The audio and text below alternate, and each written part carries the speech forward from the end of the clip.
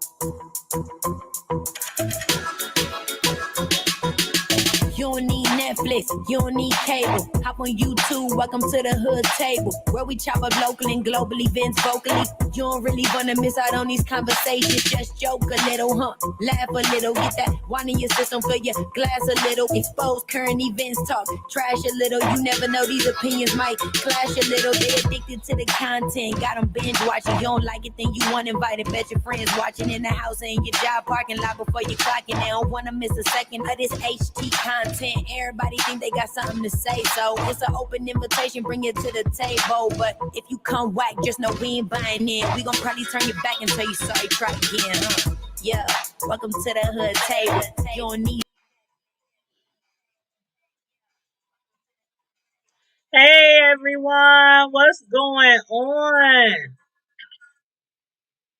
Come on in, come on in, come on in. Let me just make sure I share this live over here. Okay. Gotta share it on Facebook. Alrighty, y'all, everybody. Welcome to the live, welcome to the live, welcome to the review of this new television TV series on the OWN channel that I am truly enjoying. And as a matter of fact, episode 3 comes on tonight. But since we have our weekly Friday Night Live, no holds barred, no topic off limit show at 9 p.m. tonight, I will be reviewing episode 3 probably this weekend, sometime this weekend. But anywho, we are on the Belle Collective season 1, episode 2, and it was called Wigs and Waffles. So make sure you guys like the video, share the video, subscribe to the Hood Table if you're not already subscribed, so we can jump right into this review. And as always, make sure you leave your comments in the comment section. Let me know what you think about the TV show or any of the characters or any of the storylines. Thank you so much. Thank you very kindly. So, episode 2. Wigs and Waffles. Cute name for the show. But anywho, at the beginning of the show, Latrice was having a conversation or discussion with her husband, Cliff, aka Zeddy, in regard to her business expansion plans. Now, evidently, Cliff is going to invest in Latrice's hair company. But when it comes to marriage, I've never heard of somebody saying they are investing in their spouse. That's like if you or your spouse, help you pay for college or something like that. They didn't invest in your education. They supported your education or your higher learning. So I didn't really like how he worded that, but it is what it is. But as far as, I was watching somebody else review the TV show by the name of Deanna Irwin. She's a fellow YouTuber of mine. I do love her a lot, so make sure y'all check out her channel, Deanna Irwin.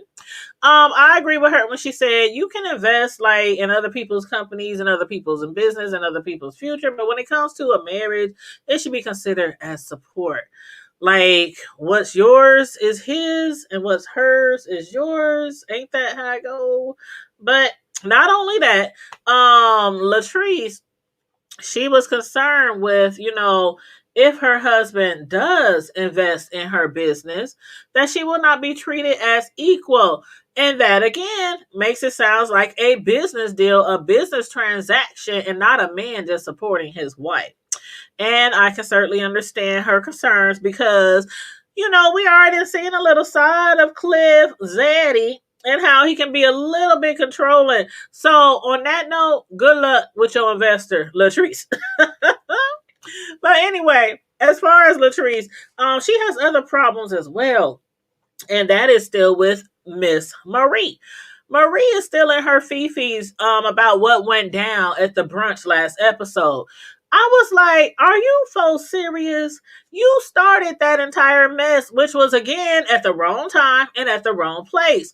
I seriously believe, and I could be wrong, but I seriously believe that Mrs. Marie purposely tried to set out to sling some dirt on Latrice's company in front of people that Latrice could have possibly networked with.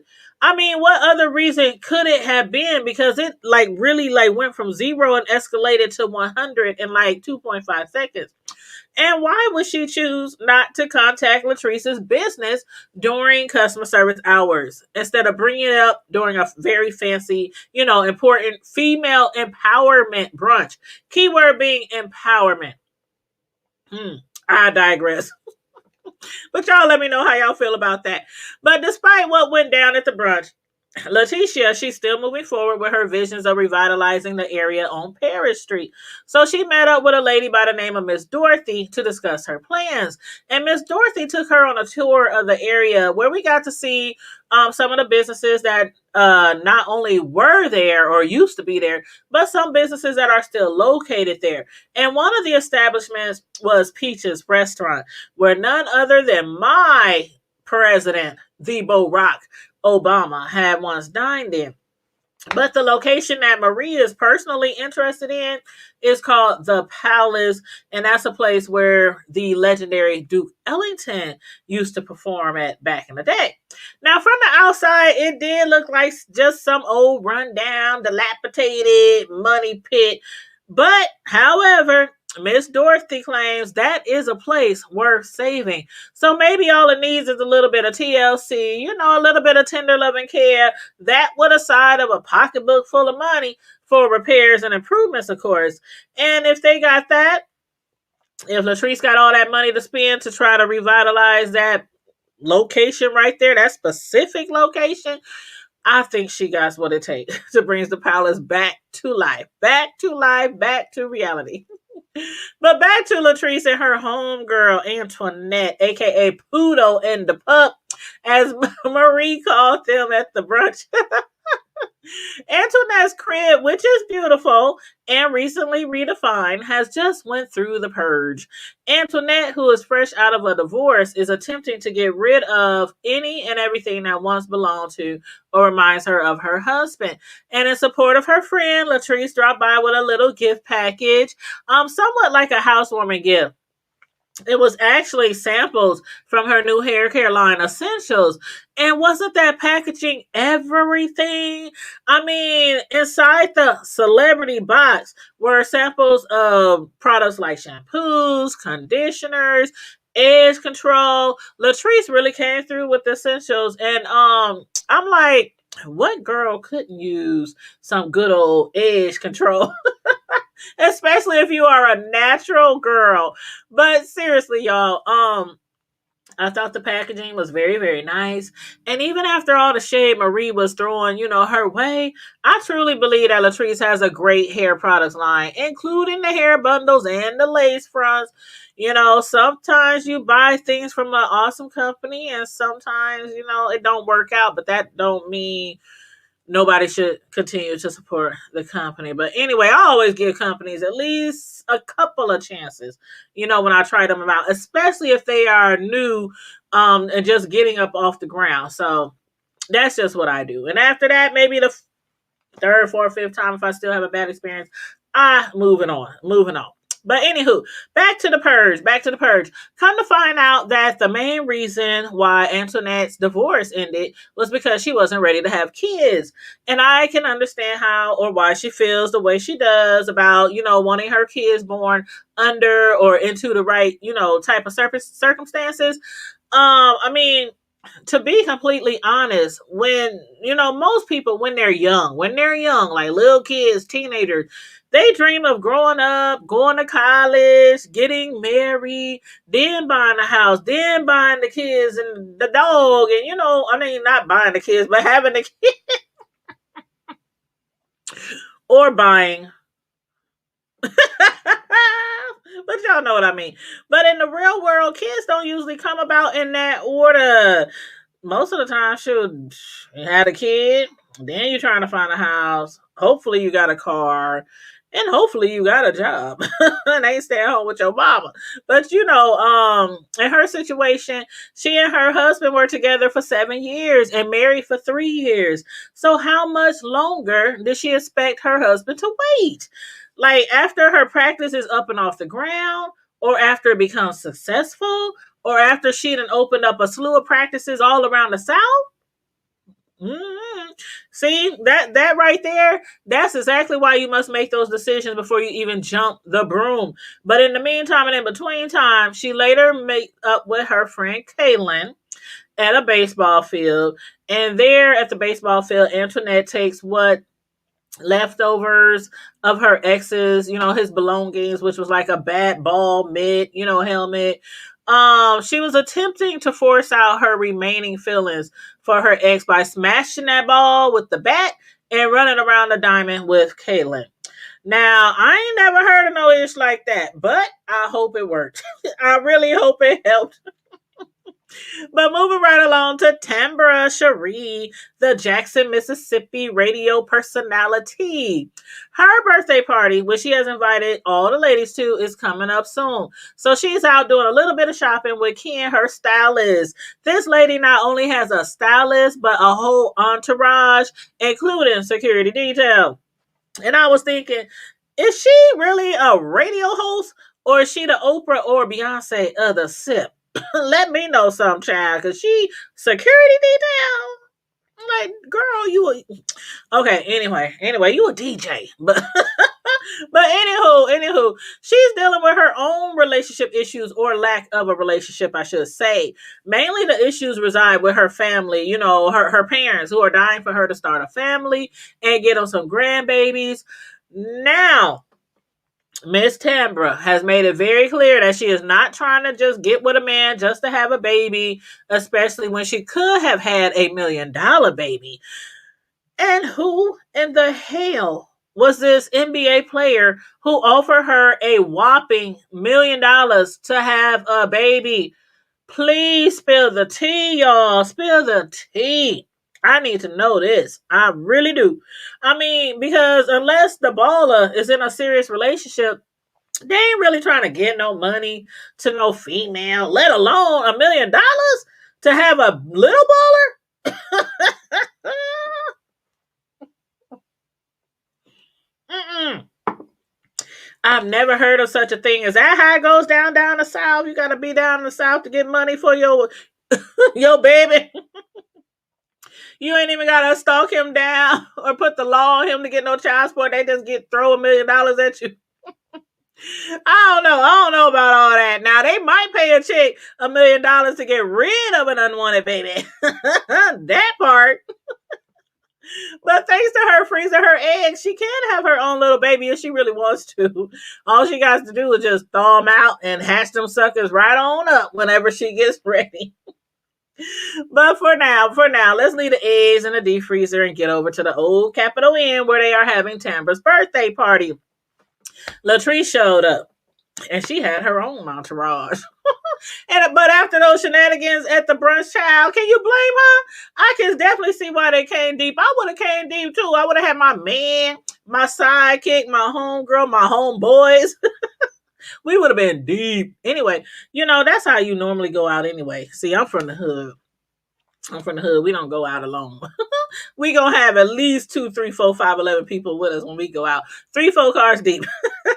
But with Latrice, it was Antoinette, Kaylin, Melanie, and of course Latrice's husband Cliff, aka Zeddy, who I do believe has some control issues.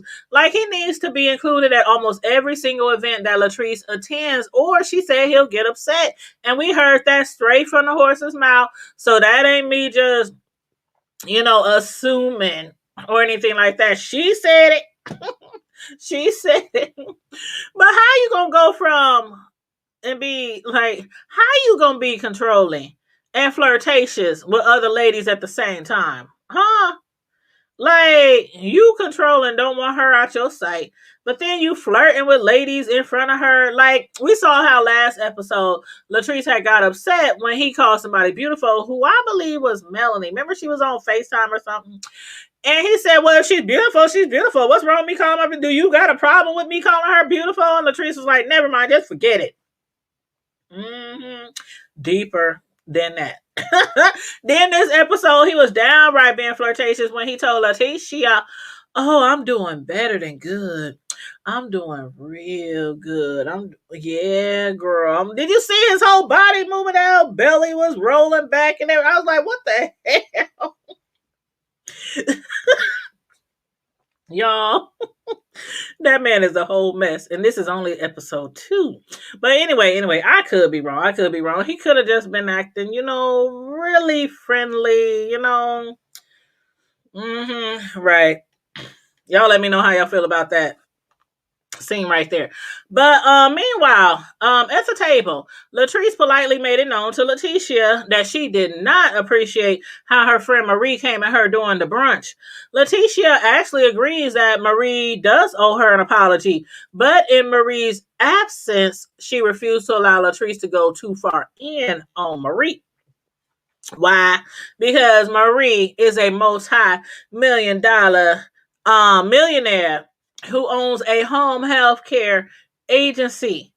And I was thinking, so it's okay for Marie to embarrass Latrice at the brunch by dissing her product because she is also a successful woman with a successful business. But Latrice can't say anything about her disapproval of Marie's behavior at your event. Make it make sense, because it was your event. So why should Marie have to be around for Latrice to say how she felt disrespected at your event? I don't know. And what was up with Latrice's husband Zeddy backing up Letitia? He was like, yeah, well, that is Marie's friend, so she got every right to tell you not to talk about Marie while she's not around.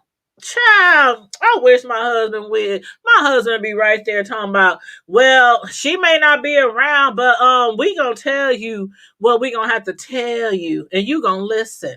But anywho, I don't know. Like, come on. Okay.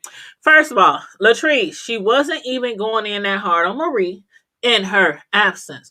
She was just kind of stating that Marie could have picked a better time, or a better place, or contacted her business during business hours with her complaints, like any other person is. If okay, I don't know. If I got my nails done at a salon and they broke like immediately, I don't know, when I got home that night or something, I'm going to call like immediately or the very next day to the salon and let them know what had happened. I'm not going to wait till I see them at a concert or at a dinner party and then bring it up.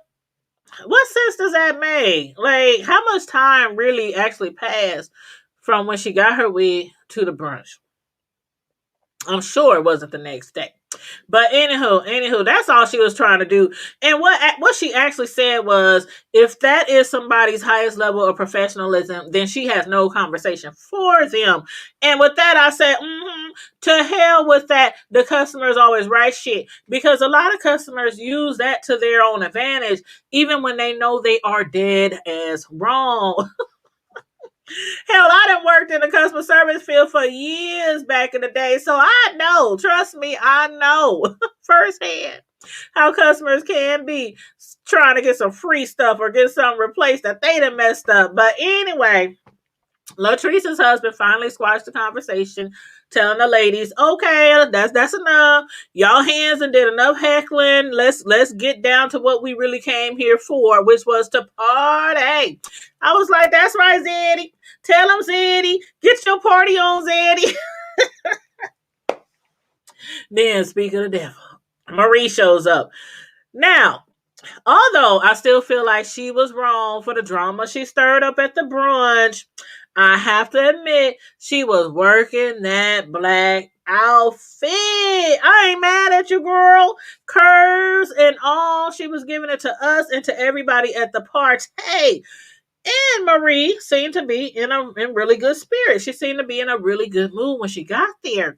That was up until Letitia sat down and asked her to have a conversation with Latrice regarding their little blow up.